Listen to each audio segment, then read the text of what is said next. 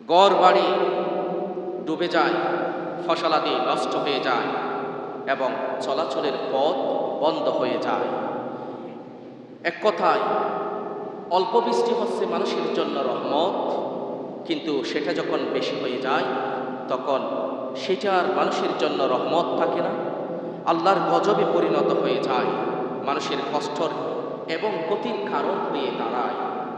এই জন্য আল্লাহ তাআলা আমাদেরকে অনেক দোয়া শিক্ষা দিয়েছেন সেই ক্ষতি থেকে বাঁচার জন্য, আল্লাহর কাছে আশ্রয় প্রার্থনা করার জন্য আমাদেরকে শিক্ষা দিয়েছেন।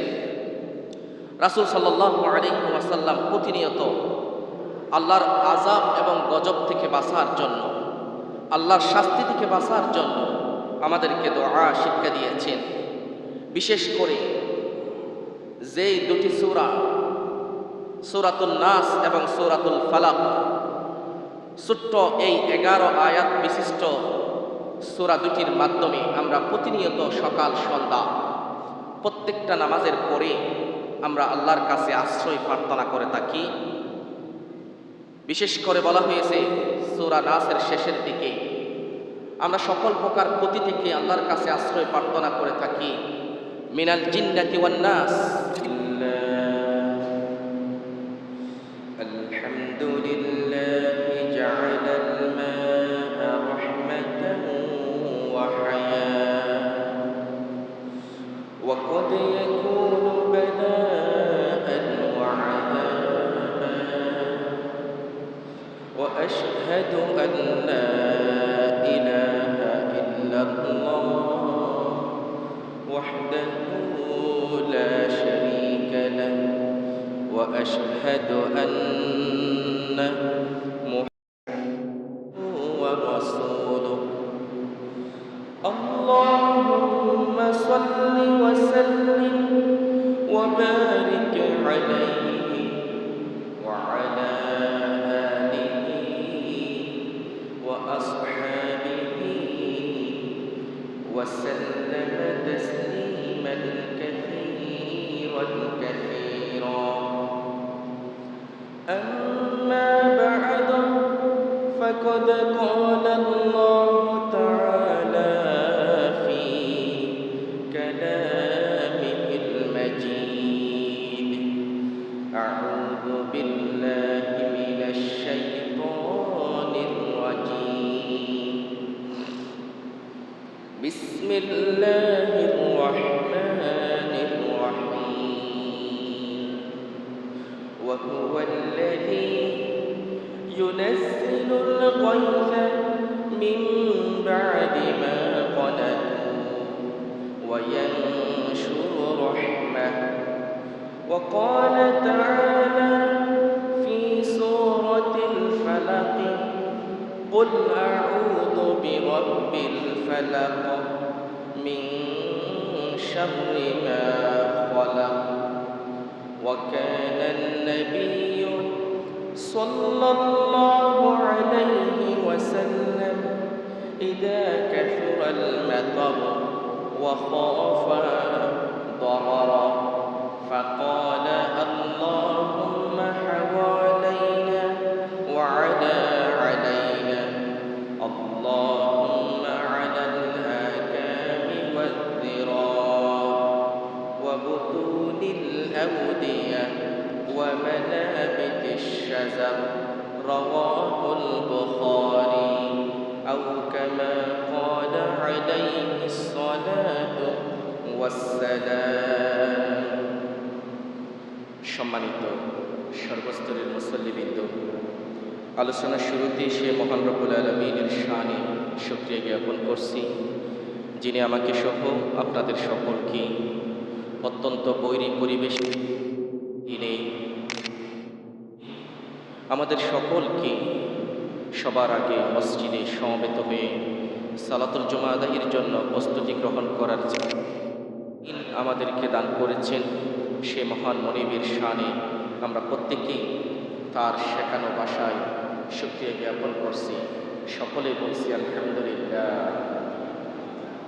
আল্লাহুম্মা লাকাল হামদু কুল্লুহু ওয়া লাকাশ শুকরু কুল্লুহু।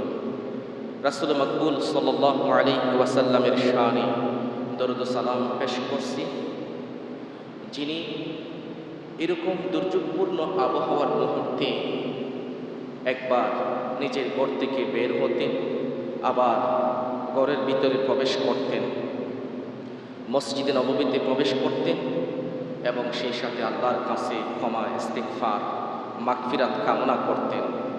এক কথায় রাসূল সাল্লাল্লাহু আলাইহি ওয়াসাল্লাম আল্লাহর পক্ষ থেকে যখন আযাব এবং গজবের পূর্বাভাস লক্ষ্য করতেন, তখন উম্মতের টেনশনে তিনি খুবই অস্থির হয়ে যেতেন।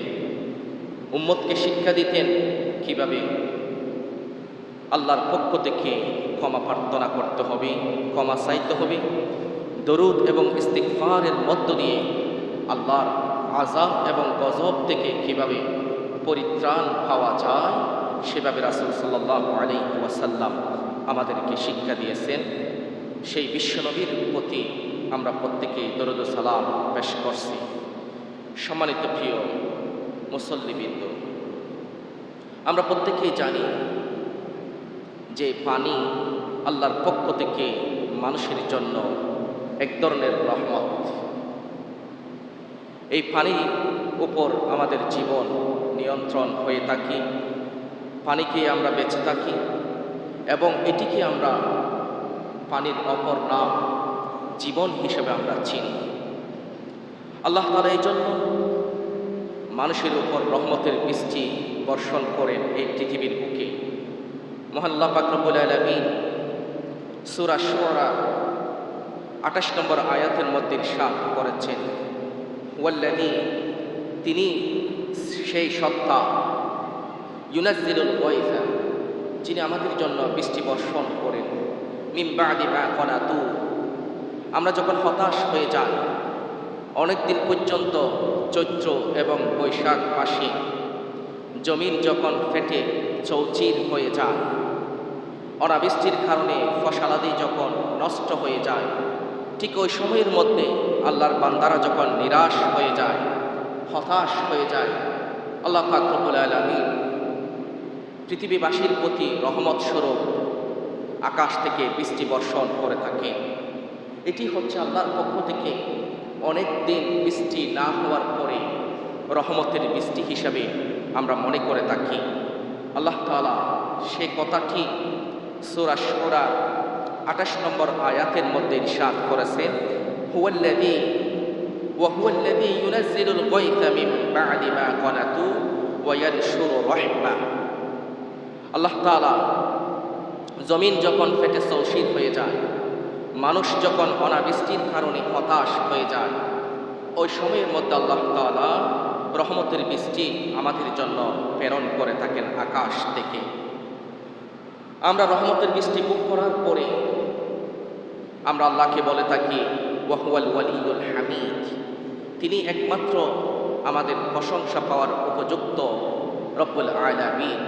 এভাবে আমরা রহমতের বৃষ্টি পেয়ে আল্লাহর প্রশংসা করে থাকি প্রিয় মুসল্লিবৃন্দ। কিন্তু যখন বৃষ্টি যখন অতিরিক্ত হয়ে যায়, পানি যখন সীমা ছড়িয়ে যায়, তখন তা ক্ষতি এবং বিপর্যয়ের কারণ হয়ে যায়।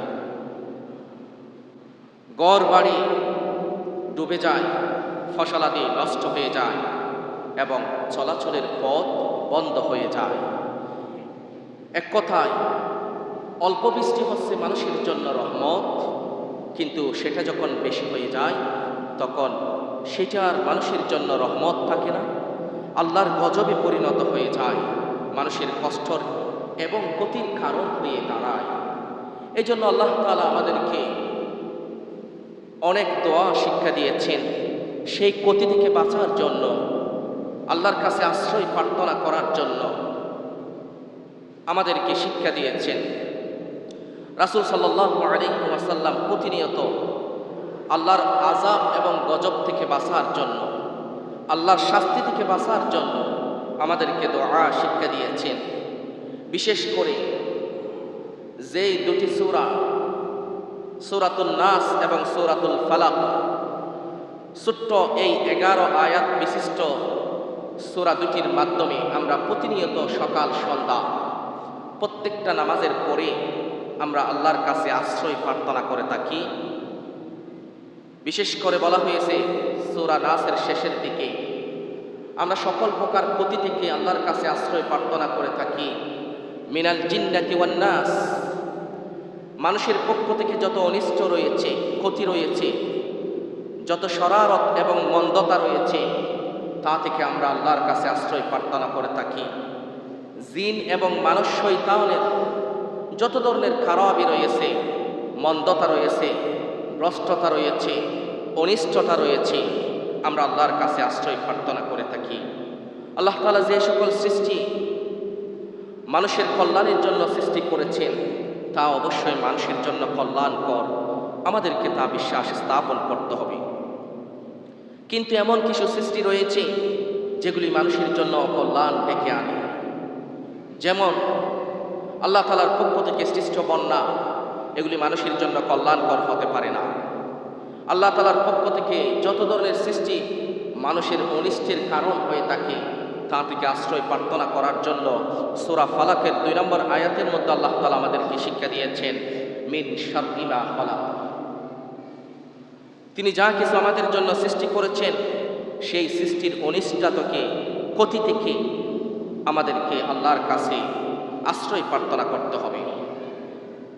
মিন শাররি মা খালাক, এই আয়াত আমাদেরকে এই শিক্ষা দিয়ে থাকে, আল্লাহর সৃষ্টির মধ্যে কিছু জিনিসের ক্ষতির দিকও রয়েছে, সেই ক্ষতিকর দিক থেকে আমাদেরকে আশ্রয় প্রার্থনা করতে হবে মহান আল্লাহর কাছে।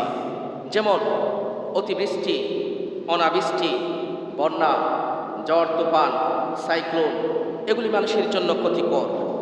আমাদেরকে প্রতিনিয়ত সকাল সন্ধ্যা আল্লাহর কাছ থেকে এই সকল ক্ষতির সম্মুখীন হওয়া থেকে আশ্রয় প্রার্থনা করতে হবে। মহাগ্রন্থ আল কোরআনের মধ্যে আমাদেরকে বারবার শিক্ষা দেওয়া হয়েছে কিভাবে আমরা আল্লাহর কাছে এই সকল ক্ষতি থেকে আশ্রয় প্রার্থনা করব। যেমন রাসূল সাল্লাল্লাহু আলাইহি ওয়াসাল্লাম যখন ওই মানুষ রাসূলের উম্মতেরা এই ধরনের ক্ষতির মুখোমুখি হয়ে যেতেন, এই ক্ষতির মুখোমুখি হওয়া থেকে বাঁচার জন্য রাসূল সাল্লাল্লাহু আলাইহি ওয়াসাল্লাম আমাদেরকে শিক্ষা দিয়েছেন, আল্লাহুম্মা হাওয়ালাইনা ওয়ালা আলাইনা, আল্লাহুম্মা আলাল আকামি ওয়াদ-দিরা ওয়া বুতুনিল আওদিয়া ওয়া মানাবিতিশ শাজার। অর্থাৎ, হে আল্লাহ, আমাদের আশেপাশে বর্ষণ করুন, যেখানে বৃষ্টির পানির প্রয়োজন আমাদের আর প্রয়োজন নেই, যথেষ্ট হয়েছে।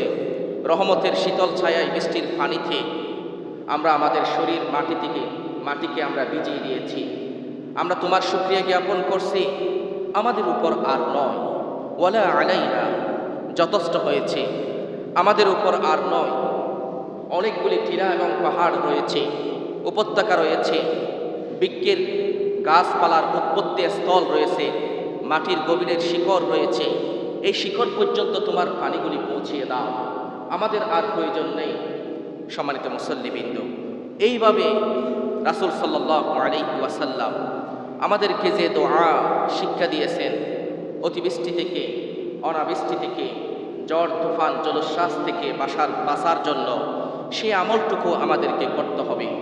প্রতিনিয়ত যত ধরনের অনিষ্টতা রয়েছে, জাদুটোনা থেকে শুরু করে, ক্ষতিকর প্রভাব থেকে শুরু করে, মানুষের জন্য ক্ষতি হয়, এরকম ক্ষতিকর প্রভাব আল্লাহ তাআলার সৃষ্টির মধ্য থেকে আমাদের জন্য যা অনিষ্টের কারণ হয়ে যায়, সে সকল ক্ষতি থেকে বাঁচার জন্য 11 আয়াত বিশিষ্ট ছোট্ট দুটি কোরআনের সর্বশেষ সূরা 113 এবং 14 নম্বর সূরা, সূরাতুল ফালাক এবং সূরা নাস, এই দুটি সূরার মাধ্যমে আল্লাহ তাআলা আমাদেরকে শিক্ষা দিয়েছেন প্রতিনিয়ত সকাল সন্ধ্যা ঘুমানোর সময় ঘুম থেকে জাগ্রত হয়ে প্রত্যেকটা ফরজ নামাজের পরে সূরা নাস এবং সূরা ফালাক আমাদেরকে তেলাওয়াত করে হাতের মধ্যে ফুঁক দিয়ে যেটুকু শরীরের মধ্যে যায় সেটুকুতে হাতটাকে মালিশ করে নেয়া। এইভাবে রাসূল সাল্লাল্লাহু আলাইহি ওয়াসাল্লাম আমাদেরকে শিক্ষা দিয়েছেন। এমন একটা সময়, যে সময়ের মধ্যে রাসূল সাল্লাল্লাহু আলাইহি ওয়াসাল্লাম অসুস্থতার কারণে অত্যন্ত দুর্বল হয়ে গিয়েছিলেন।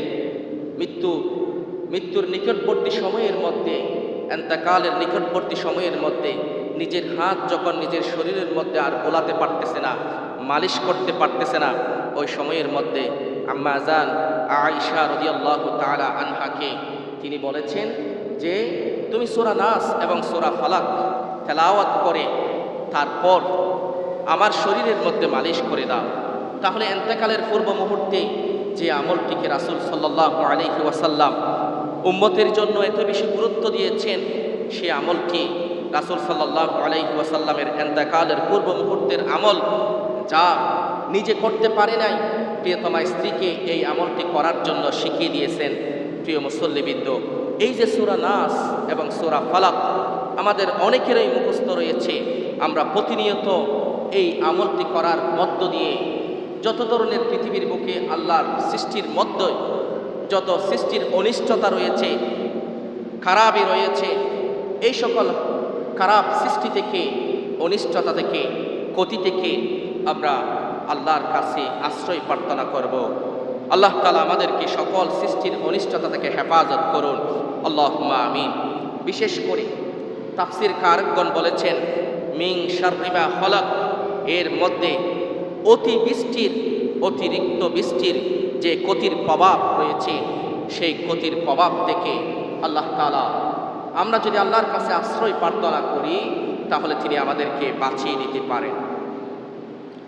এছাড়াও আমরা প্রতিনিয়ত আল্লাহর কাছে ইস্তিগফার, ক্ষমা প্রার্থনা করতে পারি। বান্দা যখন পাপ ছেড়ে দেয়, গুনাহের কাজ ছেড়ে দেয়, তখন আল্লাহ তাআলা গুনাহ ছেড়ে দেওয়ার কারণে, পৃথিবীর বুকে অতিরিক্ত গুনাহ সংগঠিত হয়ে যাওয়ার কারণে আল্লাহ তাআলা আযাব এবং গজব প্রদানের জন্য যে সিদ্ধান্ত নেন, আল্লাহ তাআলা চাইলে মানুষ যখন ক্ষমা প্রার্থনা করে আল্লাহর কাছে ফিরে আসবে, তওবা ইস্তিগফারের মধ্যে মগ্ন হয়ে যাবে, গুনাহকে ছেড়ে দিবেন, তখন ওই সময়ের মধ্যে আল্লাহ তাআলা চাইলে যে আযাব এবং গজব পৃথিবীতে পাঠানোর জন্য সিদ্ধান্ত নিয়েছেন, সেটি আযাব এবং গজবে পরিণত হতে পারে না। অতিবৃষ্টি মানুষের কষ্টের কারণ, ক্ষতির কারণ, দুর্যোগের কারণ, রাস্তাঘাট সব কিছুর ফসল ফলাদি সব কিছু নষ্ট হয়ে যাওয়ার কারণ, কিন্তু আল্লাহ চাইলে তাকে সেই বৃষ্টিকে রহমতের বৃষ্টিতে পরিণত করে দিতে পারেন, সুবহানাল্লাহ। কারণ আল্লাহ তাআলা সূরা নূহ এর 10 এবং 11 নম্বর আয়াতের মধ্যে ইরশাদ করেছেন, ইস্তাগফিরু রাব্বাকুম, তোমরা আল্লাহ তাআলার কাছে ক্ষমা প্রার্থনা করো, ইন্নাহু কানা গফফারা, আল্লাহ তাআলাকে তোমরা ক্ষমাশীল হিসাবে পাবে, সুবহানাল্লাহ।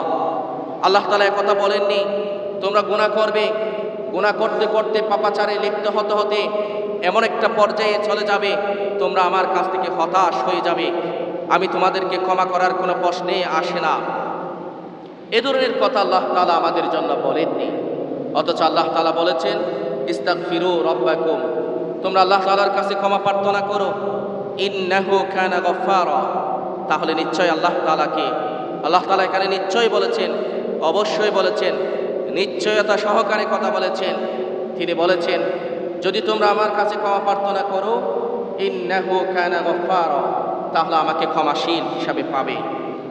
আরও কি করব আমি তোমাদের জন্য, ইউরসিলিস সামা আলাইকুম মিদারারা, আকাশ থেকে আমি তোমাদের জন্য রহমতের বৃষ্টি বর্ষণ করব, সুবহানাল্লাহ।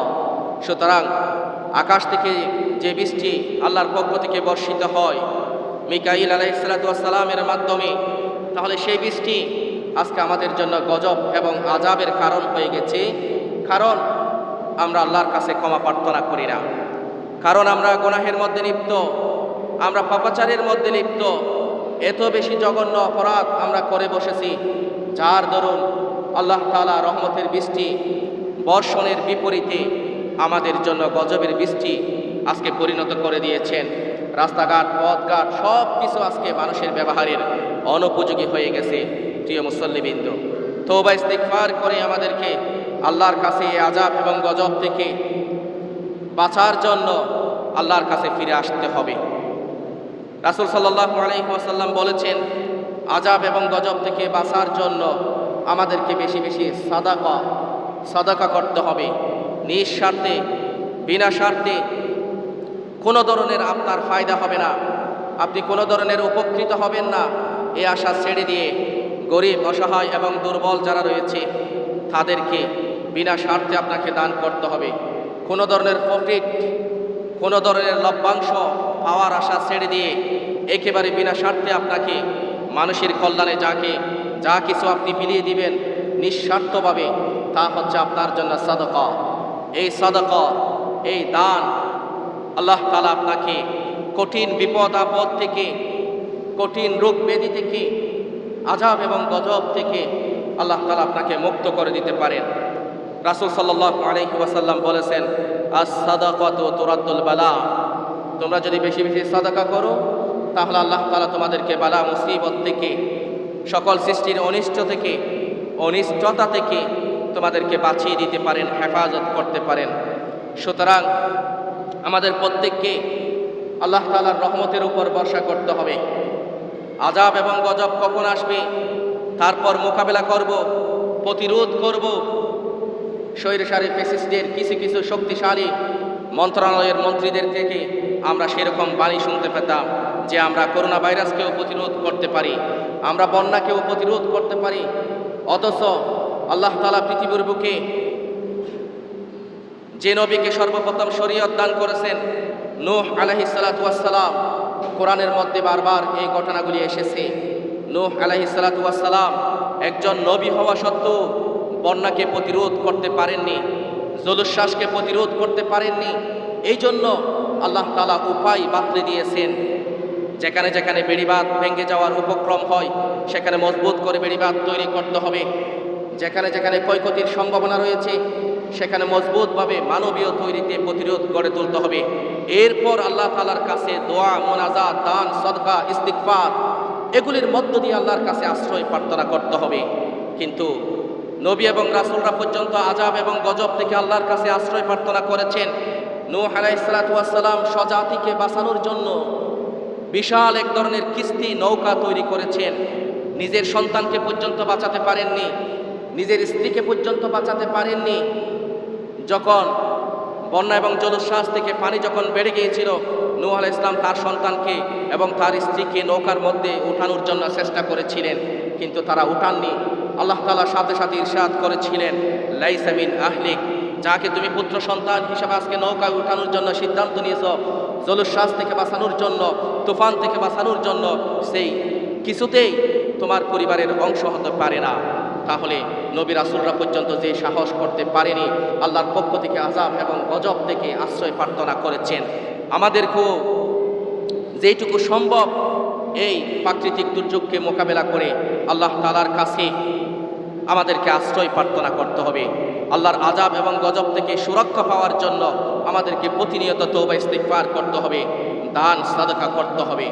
আমাদেরকে প্রতিনিয়ত আল্লাহর কাছে চাইতে হবে, মিন শাররি মা খলাক, যত সৃষ্টি আল্লাহ তাআলা সৃষ্টি করেছেন সকল সৃষ্টির অনিষ্টতা থেকে আমাদেরকে আল্লাহর কাছে আশ্রয় প্রার্থনা করতে হবে। এর পরের কথা আসতেছে তাওয়াক্কুল আলাল্লাহ, আল্লাহর উপর ভরসা করা। আমরা প্রতিনিয়ত গুনাহ করব, তাহলে আমরা আশা করব আল্লাহর রহমত আমাদের উপর আকাশ থেকে জোরে জোরে পড়বে, তা হতে পারে না। আমরা প্রতিনিয়ত আল্লাহর অবাধ্যচারণ করব, তওবা ইস্তিগফার করব না, তারপর আল্লাহর আযাব এবং গজব আমাদের প্রতি ধেয়ে আসবে। আমরা মোকাবেলা করার জন্য, প্রতিরোধ করার জন্য উঠে পড়ে লেগে যাব। এটা কিছুতেই তাওয়াক্কুল আলাল্লাহ হতে পারে না। প্রিয় মুসল্লিবৃন্দ, এই জন্য তাওয়াক্কুল আলাল্লাহ হচ্ছে দোয়া, তাওয়াক্কুল আলাল্লাহ হচ্ছে রোগের প্রতিষেধক। আপনি অসুস্থ, তাহলে আপনাকে ডাক্তারের শরণাপন্ন হতে হবে, কারণ এমন কোনো রোগ নেই যে রোগের জন্য আল্লাহ তাআলা প্রতিষেধক তৈরি করেননি। এই জন্য প্রথমে আপনাকে রোগের প্রতিষেধক হিসাবে আপনাকে ঔষধ গ্রহণ করতে হবে। এরপরে আল্লাহর কাছে উসিলা কামনা করে, আল্লাহর কাছে তওবা ইস্তিগফার করে সেই রোগ মুক্তির জন্য আল্লাহর কাছে আশ্রয় প্রার্থনা করতে হবে। একইভাবে আল্লাহর আযাব এবং গজবের মুখোমুখি যেন আপনি হয়ে না যান। আল্লাহর পক্ষ থেকে রহমতের বৃষ্টি হওয়ার কথা, অনেক দিন পর্যন্ত বৃষ্টি হয়নি।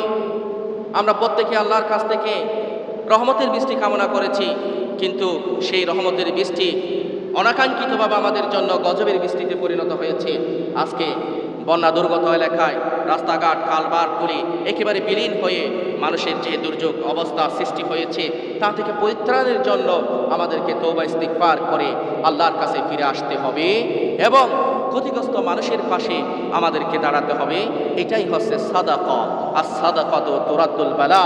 রাসূল সাল্লাল্লাহু আলাইহি ওয়াসাল্লাম বলেছেন, আমরা যদি এভাবে ক্ষতিগ্রস্ত মানুষের পাশে দাঁড়াই, সেই সাদাকার কারণে, সেই দানের কারণে আল্লাহ তাআলা আমাদেরকে আযাব এবং গজব থেকে রক্ষা করতে পারেন এবং সেই সাথে মিন শাররি মা খালাক, যত অনিষ্ট সৃষ্টির অনিষ্ট আল্লাহ তাআলা যত সৃষ্টি আমাদের জন্য মানুষের কল্যাণের জন্য সৃষ্টি করেছেন, সেই সৃষ্টি যেন আমাদের অনিষ্টের এবং ক্ষতির কারণ হয়ে না দাঁড়ায়, সেজন্য আল্লাহর কাছে আশ্রয় প্রার্থনা করতে হবে। প্রিয় মুসল্লিবৃন্দ, প্রথম কথা হচ্ছে আমাদেরকে আল্লাহর অবাধ্যচারণ হওয়া যাবে না। প্রতিনিয়ত আমাদেরকে তওবা ইস্তিগফারকে স্থান করে দিতে হবে। আল্লাহ তাআলা কত সুন্দর করে সূরা আনফালের 33 নম্বর আয়াতের মধ্যে ইরশাদ করেছেন, ওয়ামা কানা আল্লাহু মুআযিবাহুম, আল্লাহ তাআলা তোমাদেরকে কিছুতেই শাস্তির মুখোমুখি করতে পারেন না। ওয়া হুম ইস্তাগফিরুন, তোমরা আল্লাহর কাছে তওবা ইস্তিগফার করবে, প্রতিনিয়ত আল্লাহর কাছে ক্ষমা প্রার্থনা করবে, আর সেই আল্লাহ তাআলা তোমাদেরকে আযাব এবং গজবের মুখোমুখি করে দিবেন।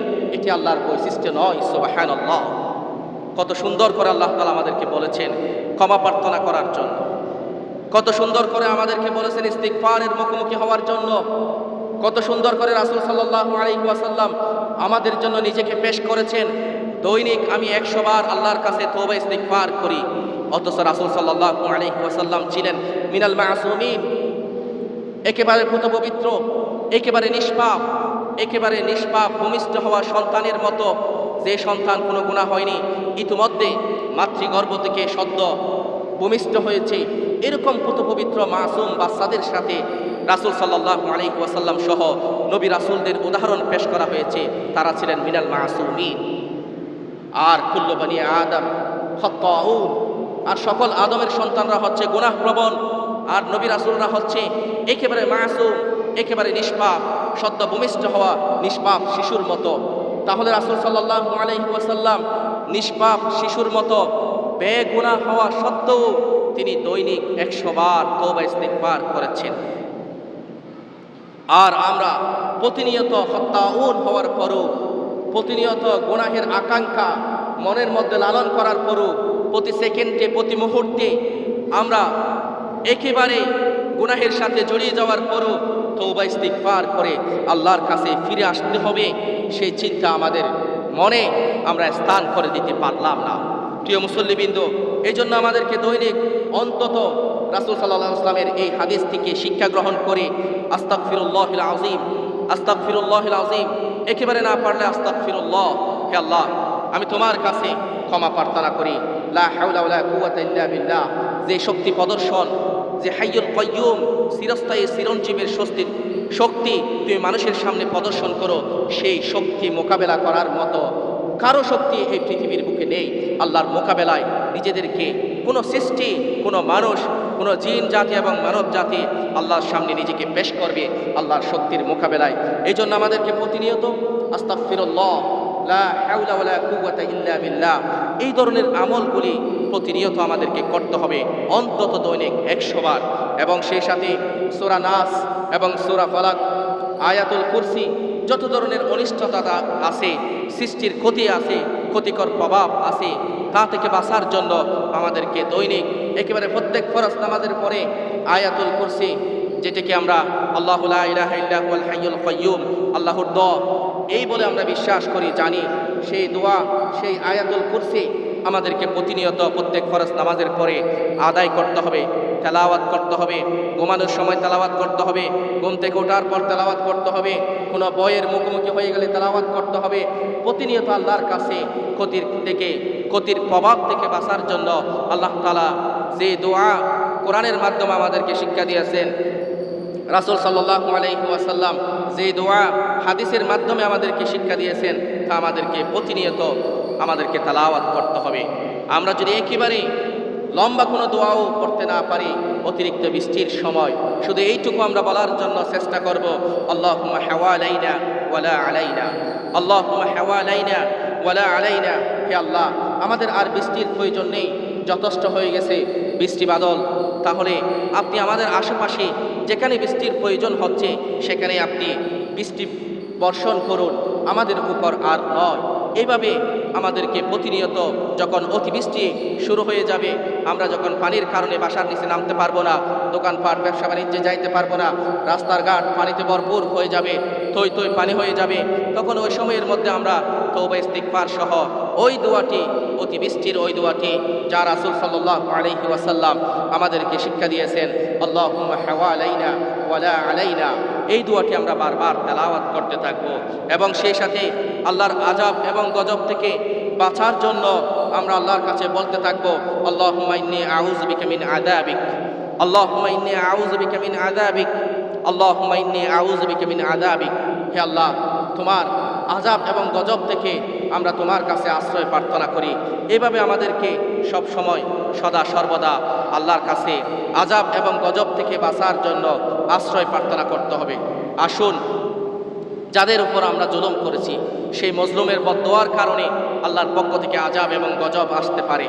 আমরা সুদ খেয়েছি, সুদ দিয়েছি, সেই সুদের বদদোয়ার কারণে যাদেরকে আপনি সুদি টাকা লাগিয়েছেন তারা দিতে পারতেছে না, আপনি বারবার প্রেশার ক্রিয়েট করেছেন, তাকে মজলুম বানিয়ে দিয়েছেন, সে আল্লাহর কাছে বলেছে, তাহলে সেই কারণে অতিরিক্ত সুদি লেনদেন বেড়ে যাওয়ার কারণে দুনিয়ার বুকে একে অন্যের উপর অতিরিক্ত জুলম বেড়ে যাওয়ার কারণে এবং ওজনে কম দেওয়ার কারণে লিখে রাখা যাবে না। আকিলির রিবা ওয়ামুকালাহু ওয়াশাহিদাহু ওয়াকাতিবাহু ওয়াহুম সাওয়াউন লাআনা রাসূলুল্লাহ সাল্লাল্লাহু আলাইহি ওয়াসাল্লাম। সুদ খাওয়া, সুদ গ্রহীতা এবং সুদ দাতা, সুদের সাক্ষী এবং সেই সাথে সেটি লিখে রাখা, রাসূল সাল্লাল্লাহু আলাইহি ওয়াসাল্লাম তাদের প্রতি লাআনত এবং অভিসম্পাত বর্ষণ করেছেন।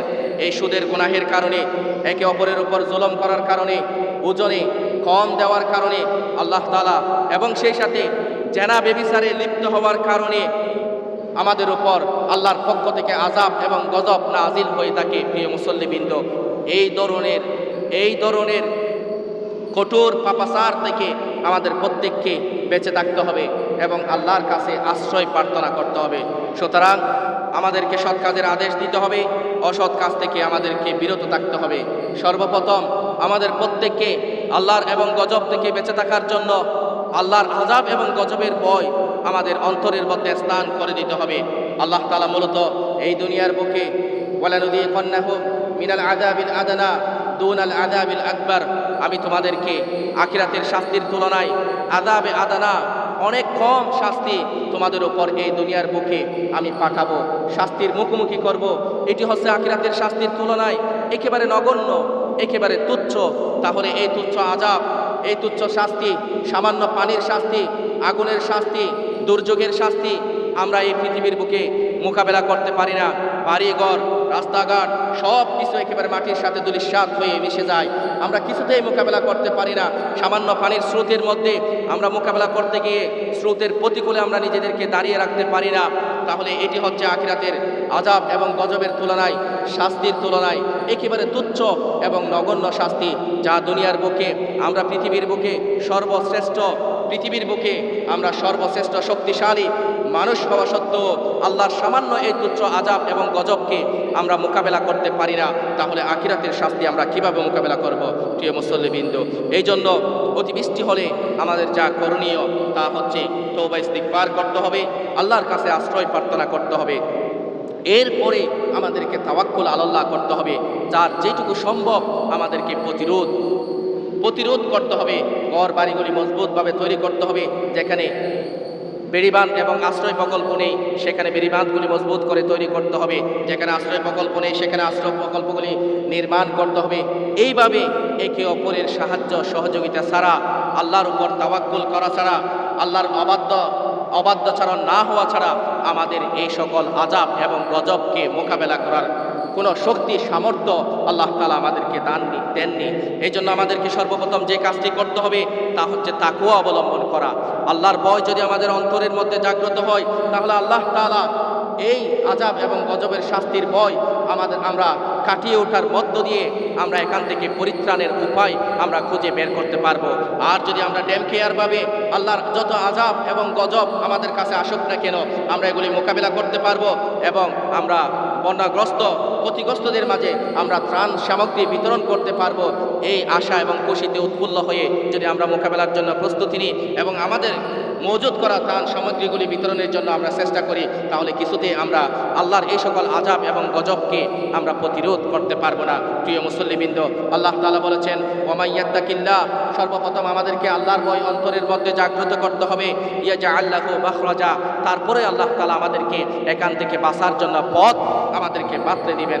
এই জন্য আগে আমাদেরকে গুনাহ ছাড়তে হবে।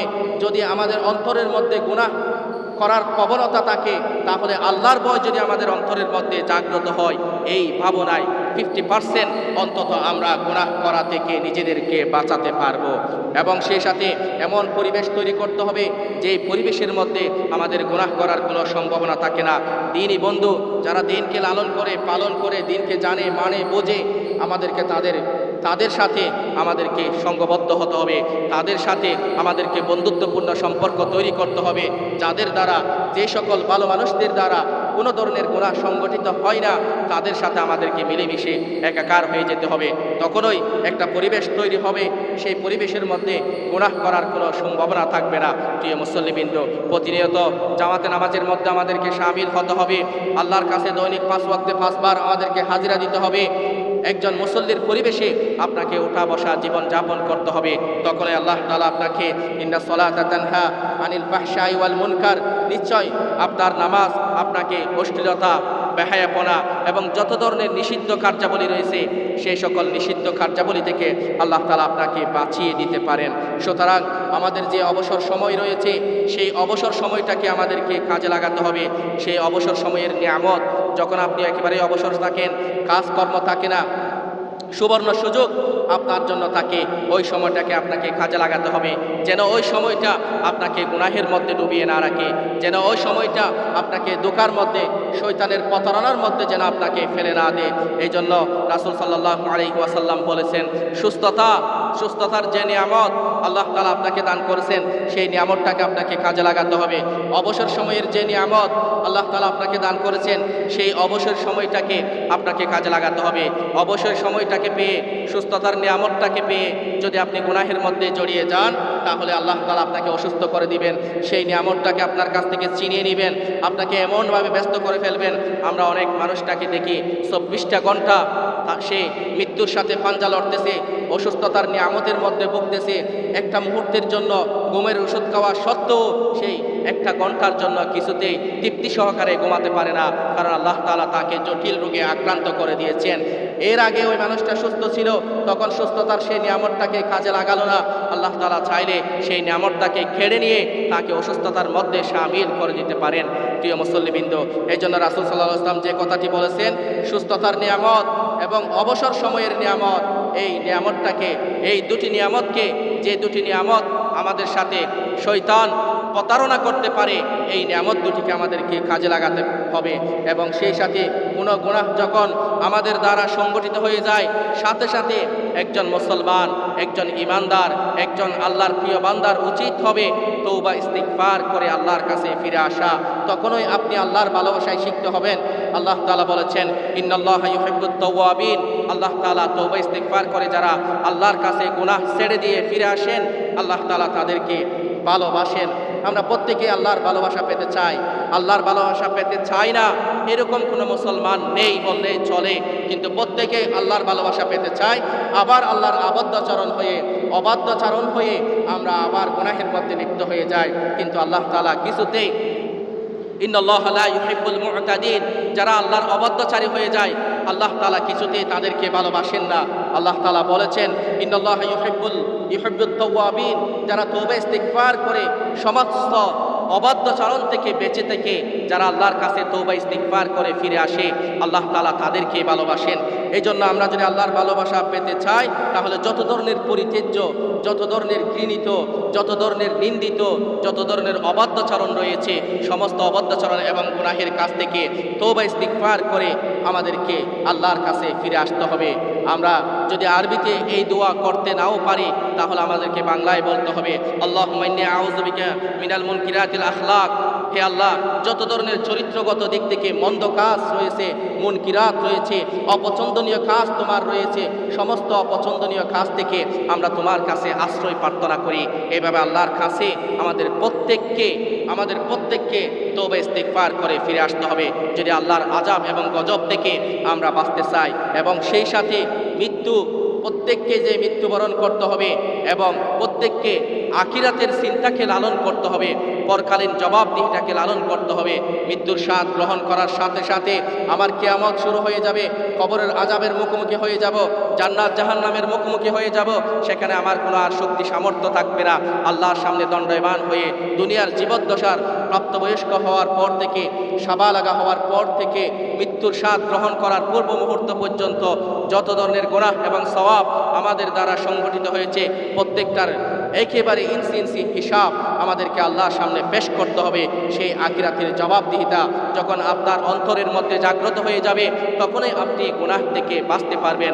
যখনই আপনি গুনাহ থেকে বেঁচে যাবেন তখনই আল্লাহর আযাব এবং গজব থেকে আপনি বেঁচে যাবেন। প্রিয় মুসল্লিবৃন্দ, আসুন আমরা সময়কে নষ্ট না করে যে সুন্দর হায়াত এবং জীবন, সুস্থতার নিয়ামত এবং অবসর গ্রহণের সময় আল্লাহ তাআলা আমাদেরকে দান করেছেন, আমরা এই সময়ের মধ্যে সময়টাকে নষ্ট না করে আমরা বেশি বেশি আল্লাহকে স্মরণ করি এবং যে আয়াতমালা, যে নসিহতের বাণী, যে উপদেশের বাণী আল্লাহ তাআলা আমাদেরকে শুনিয়ে দেওয়ার জন্য রাসূল সাল্লাল্লাহু আলাইহি ওয়াসাল্লামের মাধ্যমে মহাগ্রন্থ আল কোরআন নাজিল করেছেন, সেই আল্লাহ তাআলার নাজিলকৃত বিধান মহাগ্রন্থ আল কোরআনের আয়াতমালা এবং নিদর্শনগুলিকে শুনেও যেন আমরা না শোনার বান না করি, আমরা শুনেও শোনার বান করে তারপরে এগুলির উপর আমল করার জন্য চেষ্টা করি। আল্লাহ তাআলা আমাদেরকে আমল করার তৌফিক দান করুন। ওয়া মা তৌফিক ইল্লা বিল্লাহ। ওয়াসসালামু আলাইকুম ওয়া রাহমাতুল্লাহ।